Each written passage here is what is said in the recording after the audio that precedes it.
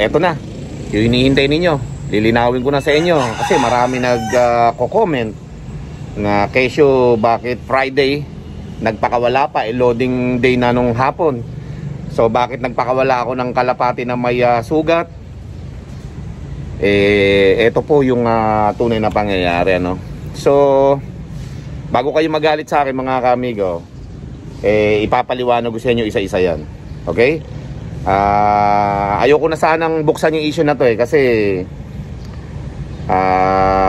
hindi maganda ng balikan pa yung nakaraan nag-move on ako. Pero dahil sa inyo mga kaamigo, dahil mahal ko kayong lahat ng mga viewers ko, lilinawin ko sa inyo lahat ng mga nangyari na yan, okay?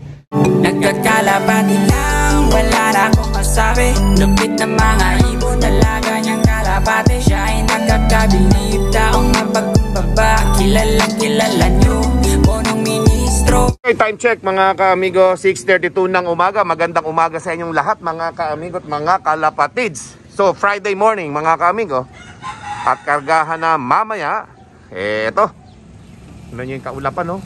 Ganda ng ulap, oh. Grabe. Tindi ng ulap na yun, oh. Ano yan, fog? Gumuhit sa may bundok, oh.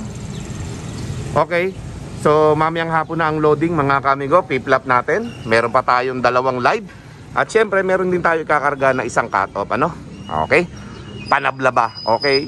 Yung cut-off na to yung red bar natin. Okay. So this morning ay ito, i-release natin yung kalapati natin para makapag-unat-unat ng kanilang mga pakpak, ano? Koy, pakawalan mo, Koy. Ayan mga kaamigo, pakawalan na natin muna itong onsi natin at para makalipad-lipad sila kasi mamayang hapon, kargahan na mga kaamigo. Okay? Ayan si Koy yung kasama ko lagi pa nagro-road training kami mga kaamigo. Hindi nyo lang masyado nakikita pero siya yung lagi kong kasama sa road training namin. Ayan, dahan-dahan mo na, hilahin mo muna. Ayan. Ayan na. May sinasabay kami mga dati na namin flyers dito mga kaamigo Ayan. O yan. Practice lang mga kaamigo. Okay?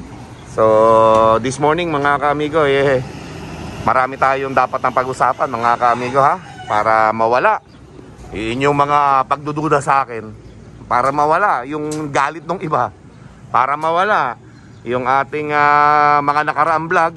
Lilinawin ko sa inyo mamaya mga kaamigo. So abangan nyo po yan, paglilinaw ko na yan sa inyo. At sa naganap na toss natin nung bago mag port lap, no? Friday yun. So mamaya malilinawan nyo kung sino yung taong nag-uutos sa akin doon. Pero hindi ko papangalanan para hindi na siya sumikat. Okay? Siya po yung sinusunod natin doon may lihim akong handler dito na kalapate. Siya po yung sinusunod namin. Nakita nyo, puro road training ako. Gamit ang kotse. Hindi na kulong-kulong ang ginagamit. Ako po nauutusan Ako na po ang nagro-road training Okay, yung kolong-kolong kong binili hindi na nagagamit. Kasi nga yung handler na nakuha ko mas boss pa kaysa sa akin Okay, so ayan mga kaamigo at mga kalapatids, abangan nyo mamaya yung aking sasabihin sa inyong importante at mahalaga sa nangyaring o nagdaan na toss namin sa Santa Fe na naubos yung aming mga kalapate. Let's go. Amigo, habang lumilipad yung ating mga kalapate, eto na. Yung hinihintay ninyo. Lilinawin ko na sa inyo kasi marami nag-comment na kesyo bakit Friday nagpakawala pa, loading day na nung hapon. So bakit nagpakawala ako ng kalapati na may sugat? Ito po yung tunay na pangyayari, ano? So bago kayo magalit sa akin mga kaamigo, ipapaliwanag ko sa inyo isa-isa yan. Okay? Ayoko na sanang buksan yung issue na to kasi hindi maganda ng balikan pa yung nakaraan nag-move on ako. Pero dahil sa inyo mga kaamigo, dahil mahal ko kayong lahat ng mga viewers ko, lilinawin ko sa inyo lahat ng mga nangyari na yan. Okay? So unahin muna natin yung Lopman. August 26 nag-hired ako dito ng dalawang Lopman mga kaamigo. Isang handler ng kalapate at isang cleaner. So tandem sila. So hati sila sa sahod, libre lahat. Okay? So bali nag-start sila ng August 26. So halos isang buwan na mahigit. So maganda naman yung tinakbo ng mga kalapati natin. Actually dito sa ating loft, halos nawala lahat. Yung may mga one eye cold at bulutong, magaling eh, marunong sila. So tapos syempre mga kaamigo, tinagtiwala ako dahil siya yung nagpupumilit na tanggapin ko siya na maging loftman dito, o sila. Pinagbigyan ko, sige go, dalawa sila. Ang usapan namin lahat dito libre. At yung mga trabaho namin dito sa loft o sa rooftop, hati-hati. Kumbaga, kaya ako nag-stay na dito sa Nueva Ecija dahil sa kanila, para may makatulong sila. Ako nga nagluluto dito minsan ng pagkain, kuminsan naman sila. Okay? Pero mostly, syempre, hati-hati ang trabaho. So ngayon, pagdating sa kalapati naman, ang nangyari, nung una, kasama ko yung loftman ko o yung handler ko. Sumunod, yun ang kasama ko, si Koy. Kung nakikita nyo, nababanggit yung pangalan lagi sa vlog. Hindi ko na nga lang sila sinasama sa vlog ko eh. So, secret lang sana yan. Pero nga dahil gusto nyo malinawan kung bakit nangyari yung Friday toss, pa-fourth lap na yon, tas Friday, eto mga kamigo, sasabihin ko sa inyo kung bakit nangyari yon. Okay? Simulan na natin yung ating kwento nung after ng third lap, no?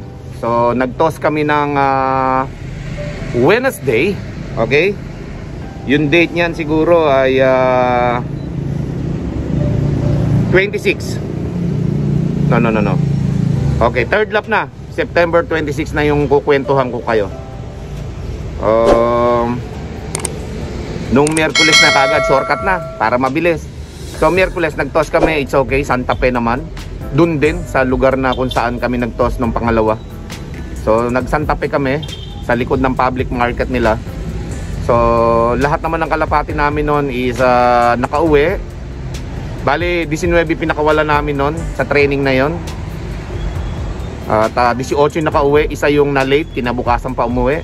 And then Thursday, nagdesisyon yung handler ko, yung loftman kong kinuha dito, na hindi magtotos ng Thursday. Nagtaka kami bakit hindi magtotos ng Thursday, Huwebes at Miyerkules. O Miyerkules at Huwebes, yung toss talaga ng mga kalapate. So biglang nagbago, hindi ko alam kung bakit. Ang sabi lang niya, maulan daw, pero buong maghapon na masikat ang araw dito. Wala akong nakitang problema nung araw na yon. Kinaumagahan ng Biyernes, magtotos daw kami, Santa Fe uli, balik. Sabi ko, mukhang maulap ang panahon. Sige lang daw, tuloy lang daw yon mga kaamigo, tuloy lang. So yung handler ko, sinusunod namin yun kasi siya yung humahawak ng kalapate. Pati nga ako na boss dito, pati nga ako may-ari, nauutusan ako na nagtotos ng kalapate. Sa malalapit namin tos, dapat ang gagamit ng kolong-kolong sila, hindi ako malayo at malapit, ako na rin ang nagtotos ng kalapate mga kamigo, para matapos lang, para mapagbigyan ko lang yung gusto ng loftman ko na siya na lang ang mag-aabang dito sa ating loft, sa landing board na yan. Pinagbigyan ko dahil mas mabilis naman talaga ang kotse kaysa sa kolong-kolong. Pero sana pag malapit lang ang toss, kolong-kolong gagamitin. Kaya nga binili ko yung kolong-kolong para sa mga road training na malalapit Okay? Pero hindi nangyari yan mga kamigo. At lagi na lang siya nagpapaiwan dito. So kami ni Kokoy ang laging magkasama sa road training na hindi ko na binablog yung karamihan. Nagsimula lang ako mag-vlog nung pa-third lap na. Okay? Yung pakana na, yung pa-fourth lap na, doon ako nagsimula na magpakita ng road training, no? Dahil naging secret nga lang yung aming ginagawa dito. Tayo kong magyabang. Gusto ko tahimik lang kami. Pero dahil nga sa nangyari nito, ang dami nagko-comment ng kung ano-ano sa akin, puro sa akin ang sisi. Meron po kasi akong handler na kinuha dito. Hindi naman common siya yung ginawa kong loftman o handler dito ng kalapati ko. Siya na magdidesisyon lahat. May mga time na yung mga desisyon ko nagagalit siya pagka sinasabi ko, which is napansin ko na yun nung una pa, mabugnutin siya, mabilis magalit, nagpapaliwanag siya na maalsa yung boses, napansin ko na sa kanya yon. So hinahayaan ko lang, baka ako ganun lang din yung ugali niya. Pero lately, yun nga, nakauwi yung ibon ng Miyerkules, Huwebes hindi kami nakapag-toss, naging Friday. So nag-toss kami, Friday, maaga kaming gumising, halos 3 AM, 3:30. lumarga na kami dito pa pa Santa Fe. O nung nasa Santa Fe na kami mga kaamigo, sobrang ang dami kong picture na video na pinakita na talagang hindi kaya ng kalapati na umuwi. Hindi kaya ng kalapati umuwi, sobrang kapal ng ulap. Nasa baba kami, gustong gusto niya kasi sa babang baba pa kami mag-toss at mag-release. O de ngayon nasa baba na kami ng Santa Fe. Sabi ko, eto yung video na magpapatunay na na sobrang kapal ng ulap. Eto mga kaamigo panoodin nyo sa cellphone, may chatroom kami, papanood ko sa inyo iba ditong conversation namin. At para malinawan nyo na hindi galing sa akin yung desisyon na magpakawala ng kalapati ng Friday na umaga tapos hapon loading. Tapos yung kalapati rin na may tama sa baril, gusto ko pagpahingahin yun talaga dahil naaawa ako. Pero siya mismo nagsabi, sayang sir, sabi niya hindi po pwede. Kaya nga sila kaya nga tayo nagkakarera dahil para ilaban sila May sakit at walang sakit yan, ilalaban natin yan. May tama yan at wala, ikakarera natin yan. Sayang wala nga kasi din butas yung yung red check. Pero mali na isama pa namin sa training yun dahil may may tama tagusan, di ba? Nakita nyo? That day hindi ko na sana isasama sa akin pa nagagalit na bakit daw ganun. Pinagbigyan ko, okay, go. Para matapos lang at wala ng pagtatalo dito sa loop. Ayoko yung may nakakatalo dito sa loop kaya pinagbigyan ko rin siya. O ayun, na pala, nag-toss na kami ng umaga. Pero bago natin ituloy yung kwento, ipakita ko muna sa inyo yung conversation para maniwala kayo na hindi galing sa akin yung mga desisyon, okay? So ito, ipapakita ko sa inyo sa cellphone Let's go. Okay, makikita nyo dyan, Team PM chatroom namin ito, 3. 2 loob ang kasama ko dito. Okay, at yung kasama ko lagi nagtotos, si Kokoy. September 29, nakita nyo, ayan Friday morning yan, 5:58 AM. Tapos, eto, nagpicture siya na malapit kami dito sa location. Okay? O ito ngayon yung utos niya mga kaamigo Ayun basta sa malalim o mas malalim, bitaw alas 7 tira. Chat nyo alin ang i-release nyo. O tapos yun, pinuri niya yung picture ng bata ko rito na kinuhanan ko.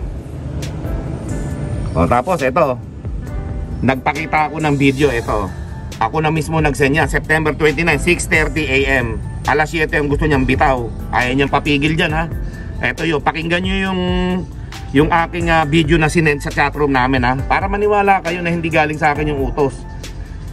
Ayan paano titira ng alas 7? Sobrang kapal ng fog pati ulap, sobrang kapal, di nga makasikat araw walang dadaan ng kalapate, puro ulap dyan banda yung pinakawala namin nung nakaraan sa may likod ng kulay blue na bubong na yan. Masyado maulap. Paano mapapakawalan natin yan? Walang dadaan ng kalapate. Kapal ng ulap. Ayan, nag-text ako ng ganyan sa kanya yung video na yan, sinend ko. Pero ayaw niyang pansinin yung sinend ko na yon. Sabi niya, tira, alas 7. Diyan lang daw ganyan. So, dun lang daw sa lugar namin ganon. Nasa bundok kami. Siyempre, dun lang sa lugar namin. Ayan Tapos nag-text pa siya, basta alas 7 tira, di pwedeng hindi alas 7 yan. Maleleche na naman pagkain ng ibon, mabubutas bitukan yan. Yun ang sinabi niya. Hayaang gumawa ng sariling daan. Yan sabi niya, hayaang gumawa ng sariling daan. Ma-stress ng T-box yan pag natagal dyan sa loob ng T-box. Yun ang ibig niya sabihin doon. Tapos ito pa paliwanag niya, sa karera man, hindi naman iintayin umaraw bago i-release. Ganun lang din sa training para alam ng ibon, ng matuto ibon, alas 7 tira, kakanayan sir. Yan So nalaman nyo na may nag-uutos sa amin. Pero hindi naman ibig sabihin na kung ginawa ko siyang loopman o handler ng kalapati ko, hindi na siya makikinig sa desisyon ko, di ba mga kaamigo? Nagpipigil ako sa kanya dito na wag nang i-release muna, maghantay na lang sumikat yung araw saka namin i-release. Pero hindi nangyari yon, gusto niya talaga alas 7. Okay? Yan po mga kaamigo chatroom namin, yung pinakita ko na yan sa inyo. So ayun mga kaamigo, nakita nyo kung ano yung kautusan na sinunod ko, na dapat sana ay nagsuggest siya na kung hindi masikat ang araw, kung makapal ang ulap dyan, bumaba kayo. Mas maiintindihan pa namin na sana na baka sakali makauwi yung mga kalapati natin na naubos na 12 na yun. Puro live pa naman yun mga kaamigo. Isipin nyo, after ng 3rd lap, this is isang live natin mga kaamigo. lahat yun maganda ang speed, lahat yun maganda yung standing. Kung kakana yun hanggang dulo. Pero nangyari nga, hindi na nakauwi. So, pagkatapos nun mga kamigo, nakabalik na kami dito sa Lok. Tatanong kami kung ilan yung nakauwing kalapate sa pinakawalan namin. 4 lang mga kamigo. Masakit yung sobrang kalooban ko dahil walang nakauwi. Hindi nakinig sa sinabi namin na makapalang ulap, walang dadaanan yung kalapate. Pero pinatuloy pa rin niya talaga. Alas 7, siya nagkukondisyon So meron siyang program na sinusunod sa isipan niya yun ang ginawa namin. Maganda naman yung resulta ng mga first lap, second lap, third lap. Makikita nyo sa vlog ko. Ang speed ng kalapate, bultuhan. Sama-sama sila. Yung Friday na ito na nakaraan, yun ang hindi magandang ginawa niyang desisyon Friday ng hapon, loading. Pero Friday ng umaga, nagpatos pa siya ng Santa Fe. Sobrang kapal ng ulap at may bagyong mga kaamigo. Until now nga, sobrang kapal ng ulap Hindi pa nawawala yung makapal na ulap dito dahil nga may bagyo, di ba? Papunta ng Japan yata o China. O yun mga kaamigo, sana nalinawan ninyo na merong nag-uutos sa akin. At hindi na nga ako sumasaway sa kanya na wag. Hindi po pwede. Ayoko kasi na may pagtatalo mga kaamigo Kaya sinunod ko na yung gusto niya na i-release ng alas 7 kahit makapal ang ulap. Yun, napansin namin doon, unang release pa lang. Papuntang Isabela na yung pinupuntahan ng mga kalapate dahil doon lang may liwanag na sumilip yung araw Sila Tawid Ulap ngayon mga kaamigo. Doon nawala si Tawid Ulap. Hindi na nakabalik. Papuntang Isabela yung dinaanan. At sabi sa akin ng mga driver doon, mga jeepney driver, na may nakatirang 5 Falcon doon sa Santa Fe. Doon pa lang, kalaban na talaga yun dahil yung mga kalapate, iikot-ikot lang, walang ibang pupuntahan, hindi makita daan, sobrang kapal ng ulap. O ikot-ikot lang yung kalapate doon para lang nagpapabiyay sila doon sa Falcon na anytime pwede silang dagitin doon ng Falcon, di ba? So maraming di nakauwi. Hanggang sa makauwi kami ng bahay mga kaamigo, 4 pa lang yung natirang kalapate na nakauwi dito. Sobrang disappoint ako dahil hindi siya nakinig sa akin na wag na munang itos ng Friday na ganong oras kasi sobra kapal talaga ng ulap. O sana naintindihan nyo mga kaamigo September 29 nag-text ako, balita? Ang sabi niya, 4 pa lang sir, huling release. Si Red Bar puti ulo, ayun. Loading pa naman mamaya, sana makauwi lahat. Ayan pero malakas ang fighting spirit niya, kakanado yan, masama panahon sa tayo, kaya umiba ng daan to. Mas mainam yun sir, hindi naman mga napagod. Ayan. Picture mo nga, ayan, binidyo niya. Eto yung nakauwi. Ayan 4. Kasama nga dyan sila Silver, mga kaamigo. Okay? So, nakauwi na kami ng bahay nito niyan. 1:13 PM, nag-text ako, balita? Wala pa sir, nadagdag. Posible, ano kaya nangyari doon? Ito, replay ko. Naligo yun. Sobra kapal ng ulap kanina Sabi sa iyo mahihirapan sila. Ganung lugar, walang dadaanan. Kalapati kanina yan nagpaliwanag siya, 30 to 1 hour lang umikot. Makikita na liwanag yun, yung release. Paano nga makikita yung daan kung nakasuklob yung lahat ng kaulapan na makapal. Yan mga kaamigo. Tapos ito, masyado makapal ulap kanina sa lahat ng pakawala. Maliban sa last release, pinakita ko nga yung last release namin na ito. So medyo sumikat ng konti araw dyan, kaya yung last release, yun ang nakauwi. After noon mga kaamigo, nandito na nga kami nung sa bahay at hindi ako pumapanik So nagchat-chat ako sa kanila, ito yung reply nila. Inaabot pa sir ata ng indulto sir. May ilang oras pa sila. Sana makauwi pa. Diba? Loading day na nung hapon na yun. Ilang oras na lang maglo-loading na. Nag-text ako, iba-iba dinaanan nila, lahat iba-ibang bundok. Plano ko sana kanina na pasikatin muna konti araw kasi talagang walang dadaanan mga kalapate, kulong sila ng mga ulap sa bundok. Kaya yung iba papuntang Isabela na daanan, sabi kasi hahanap sila ng sarili nilang daan. Kaya nag-release kami. Yun. Tapos eto, nakapagtataka 14 yung wala, dami nun. Kalokohan yun, lahat ng ibon nagma-markings yan. Di ba? May fighting spirit siya, pero maganda sana yon. Pero ang problema nga, nakapag-release tayo ng maling panahon, maling oras maling location Kung inutos niya dito na umiba kami ng location. Bumaba kami. Baka mas maganda pa yung sikat ng araw sa ibang bundok eh. O ngayon, nag-text ako sa kanya, nag-drone ako. Ito, panoodin natin lahat. Tingnan nyo yung kaulapan.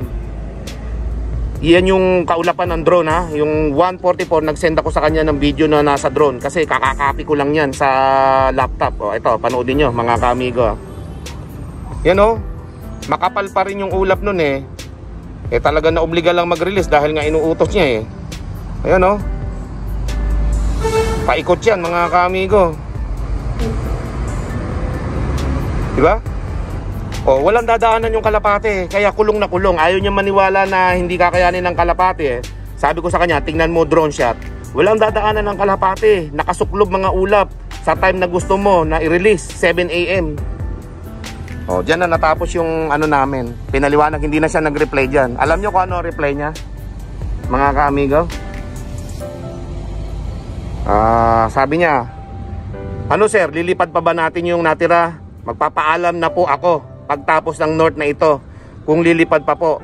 At para po makahanap kayo ng iba muna, para po wala kayong masabi na iniwan ko kayo sa ere.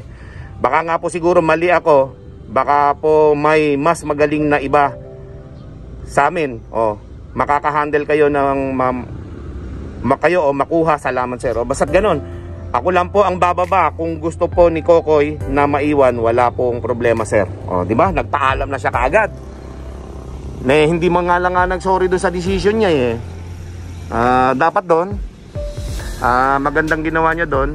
Inamin niya yung pagkakamali niya na mali yung utos niya na magpalipad ng alas 7 ng umaga. Friday pa yon mga kaamigo, loading. This is sa isang live. Nauwi sa, 4 na lang yung live natin na nakahabol pa. Tas 3 yung cut-off na ikinarga namin. Kaya naging 7 yung kinarga namin ng Port Lap sa Malig Isabela. Yun na mga kaamigo, nangyari na. Pero at least dito sa vlog na to, nalaman nyo kung sino yung nasusunod sa amin sa desisyon pagdating sa Kalapate, okay?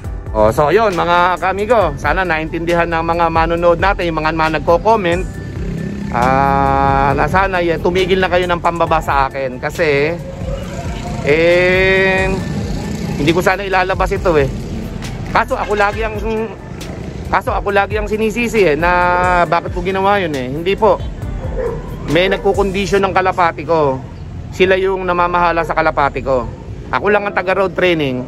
Ako lang yung taga dala ng kalapate at taga vlog. Okay? Hindi ko mo nagbablog ako. Ako na nagdidesisyon eh. May nagkukondisyon po kasi sa kalapati ko eh. So pinagbibigyan ko yung galing nila, kaalaman nila sa kalapate para malaman natin yung resulta. Nakita nyo naman, first lap to third lap, ang ganda ng position natin. Maganda yung nagiging speedan ng mga kalapati natin. Yung arrival, ganda. Sa fourth lap lang talaga sumablay. Yung training, doon lang. At yun na nga, nagpaalam na siya doon. Pero pinigilan ko pa. Pinagbigyan ko ng second chance. Hindi ko pinayagang umalis. O tapos, nagdaan ng ilang araw, nag-toss na naman kami. After ng fourth lap, eto na.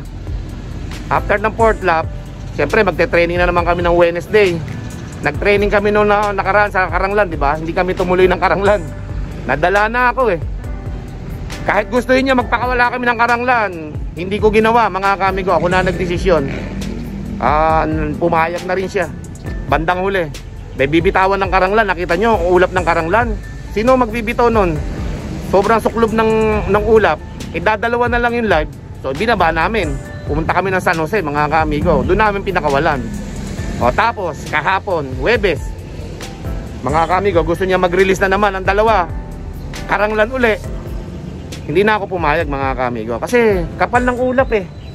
Sino ba naman na magtotos na delikado na yung mga kalapati? Tinan nyo hanggang ngayon Friday morning. Ang kapal pa rin ng ulap dito sa lugar namin. Magtotos ka, dalawa na lang live mo. Kung hindi man niya minamahal yung trabaho niya, mahalin niya yung mga kalapate mga kaamigo. Kasi hindi lang hindi lang naman pagod at puyat ang naging problema dito eh. Sakripisyo namin, dedication namin para manalo. Yung gastos mga kaamigo, halos lahat ng kalapati nun, iba-ibang kategory sinali namin.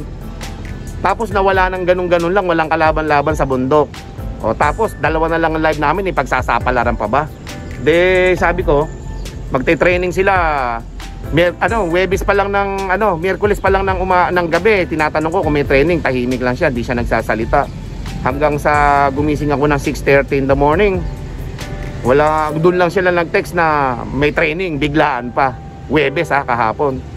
Sabi ko, wag na tayo mag-training kasi baka mawala pa yung kalapating, kapal ng ulap Nagalit mga kaamigo sa akin Hindi daw po pwedeng hindi totos Hindi daw pwedeng hindi totos ng Webes.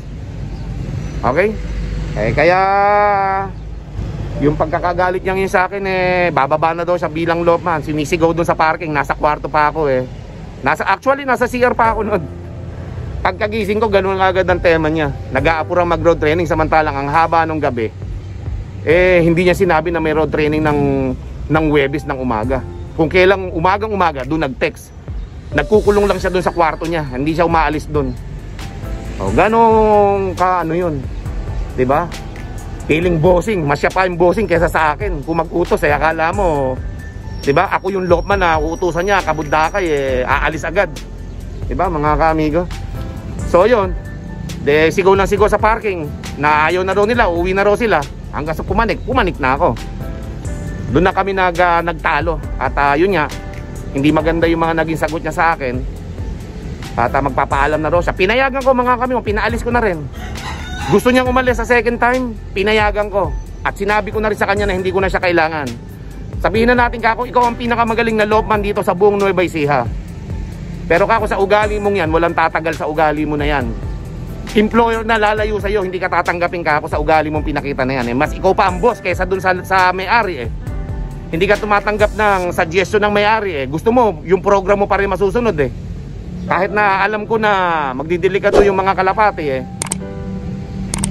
tinuloy mo pa rin Ayun. Sabi ko sa kanya, pagka may suggestion ako na makakaganda sa kalapati, sundin mo.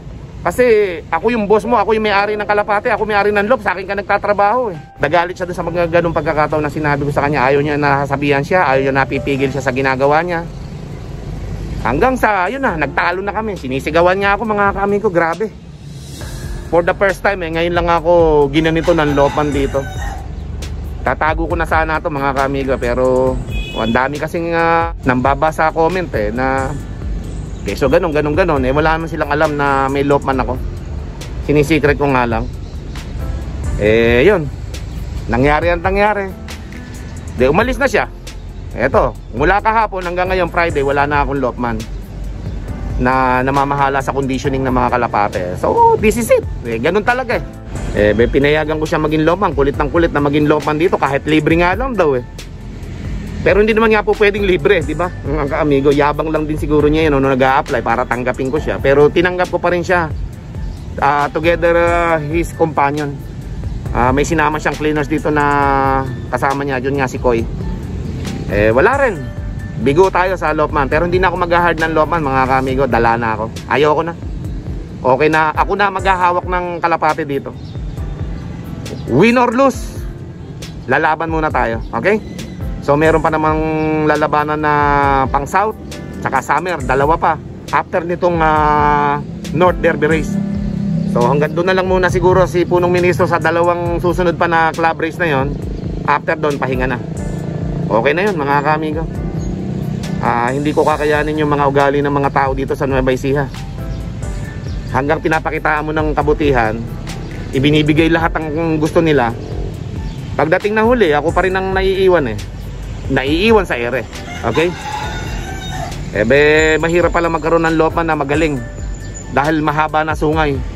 Ayaw nang tumanggap ng payo, ayaw nang tumanggap ng suggestion ng may-ari. Talagang ikaw pa papagalitan. So ayun mga kamigo, sana naintindihan ninyo. Sobrang stress ako, sobrang dami kong pinagdaanan itong mga nakarang araw, pero still nakakapag-vlog pa rin ako. Hindi ko pinapahalata sa inyo yung mga naging problema dito. Kasi nga, yung mga ganung bagay dapat sinisikret ko na. Pero dahil nga marami nagko-comment, binabasa ko yung Santa Fe na part 2 na yun, na pinakawalan yung kalapate kahit na makapal ang ulap, pinakawalan pa yung kalapate. Yun mga kamigo. At saka yung may tama ng bala mga kamigo na ibon, na red check. Siya rin na may kagagawan nun kung bakit nasama sa training yun. Hindi ko kagustuhan yun. Pinipigilan ko nga wag na isama sa training kasi may tama ng bala, tagusan Pero siya rin pa rin na nagpipimilit na isama yun dahil daw pag karera. May tama, tuloy. Isipin nyo yung mindset niya, grabe. Gusto niyang manalo, pero hindi siya naaawa sa kalapate. Ako gusto ko manalo, pero lahat okay yung kalapate ko. Walang madidisgrasya, walang may sakit na ilalaban. Gusto ko lahat ng isasali ko sa kalapate ko na club race, physically fit. Gusto niyang manalo, gusto ko rin namang manalo, pero pagdating sa kalapating ganyan, malalaman mo yung mga tao na gusto lang manalo pero walang pagmamahal sa alaga. Ganun. Isipin mo may tama ng baril, sasama pa sa training, hindi na lang pinagpahinga. 'Di ba? Kung ako yon, kahit complete clocking yon, hindi ko na siya isasama sa training, pagpapahingin ko na hanggang sa gumaling. Then next race na lang isali, mga kamigo. Dahil doon, yun nga, naghiwalay na kami, mga kamigo. Pinauwi ko na kahapon. At ayokong kasama dito sa aking lop yung yung mga ganun tao na sobra taas ng tingin sa sarili, na hindi na tumatanggap ng suggestion ng amo niya. Mas siya pa yung boss kaysa sa amo niya. Abay, hindi kami magkakasundo. Tingnan nyo, hindi sumama yung kasama niya na umuwi sa kanya. Nabubusit din sa ugali niya. Diba mga kamigo? Ito, hirap na hirap. Yung kasama ko na ito, si Kokoy. Lahat ng utos tinanggap niyan. Grabe. Yan ang utusan sa lahat ng mga pagkakataon dito. Dapat hati-hati nga sa trabaho, di ba? Pareha silang lopman dito. Pero ang nangyayari, siya yung boss. Itong kawawa, yung Kokoy na kasama ko lagi sa road training, tingnan nyo, hindi sumama sa kanya na pag-alis. Nagpatiiwan siya. Nabubusit sa ugali niya pero hindi ko na papangalanan yung kung sino ka man. Pero yun ang katotohanan, mga kaamigo, ha. Sana naintindihan nyo na yung kwento. Until this time, Friday morning, may kargahan mamaya, 2 live natin. Kalapati natin, lumilipad pa, natapos na vlog natin. Kalahating oras na tayo nagbablog dito, kalapati natin, lumilipad pa. Okay, so ayun mga kamigo, sana naintindihan ninyo sa mga nagko-comment. Sana ngayon malinawan na kayo na hindi lahat ng desisyon sa akin ang gagaling, sa aking conditioning team nang gagaling. Okay? Sumunod lang ako para matapos na yung pagtitraining namin.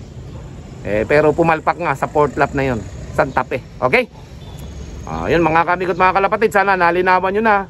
At syempre ibang vlog naman yung ating paglo-loading mamaya, mga kamigo. Tinapos ko lang yung issue na to ngayong umaga ng Friday para naman malinawan kayong lahat. Okay? So yun po mga kamigo at mga kalapatid, sa mga bisita po natin dito sa ating YouTube channel, huwag nyo pong kalimutan mag-like, share, and subscribe. At i-hit nyo na rin yung notification bell upang maging updated kayo sa aking mga latest video. Happy flying sa inyong lahat. Keep safe everyone. God bless all. Thank you. Mit punong ministro, Lap TV.